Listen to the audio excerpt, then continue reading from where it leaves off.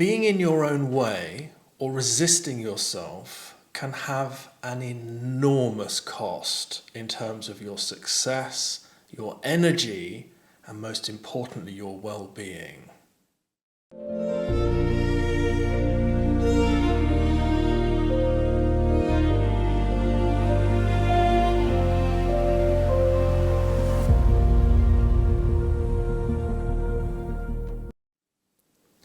Hello and welcome. It is Willow McIntosh here, founder of Illuminance and creator of the High Sensory Coaching Program.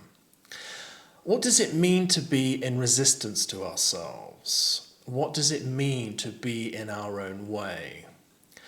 This awareness only really becomes apparent when it gets pointed out to us. And it is in this video that I would really like to do that for you. One of the greatest breakthroughs I have had in the career of my own personal development was having the realization of how much I used to get in my own way. Now, what does that mean and what does that actually look like? For many of us, it is an interference energetically. We second guess what we think, what we do, and what we say. We feel as though we are helping ourselves by having a protective sense of self in front of us that does its very best to actually hide how we are really feeling, what we would really like to say when we can speak, and what we would actually really like to do with ourselves in the world. This is quite understandable because as children, it was our job as high sensory people to some degree to protect ourselves because many of us were misunderstood. When we come into adult, the effects of this are just catastrophic. It is one of the most draining things that you can be doing to yourself. A great deal of the reason that we feel so drained and exhausted a lot of the time is because we are in resistance to ourselves. The invitation here is to check in on a day-to-day, moment-to-moment basis for internal tension. This tension is actually hindering your own flow and natural self-expression. It is highly detrimental. So how do we get around this and what can we do about it? The way that we get around this is first by noticing it.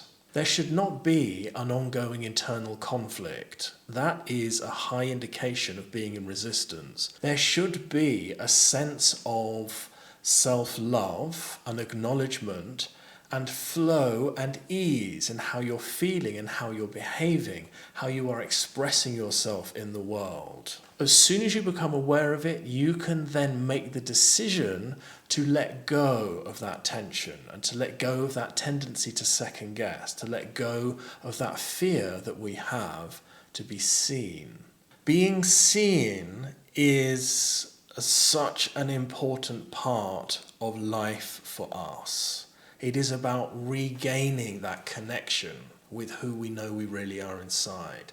It is practicing being ourselves. It is practicing feeling who we really are through being vulnerable enough to actually say and behave in the way that we know is in alignment with ourselves.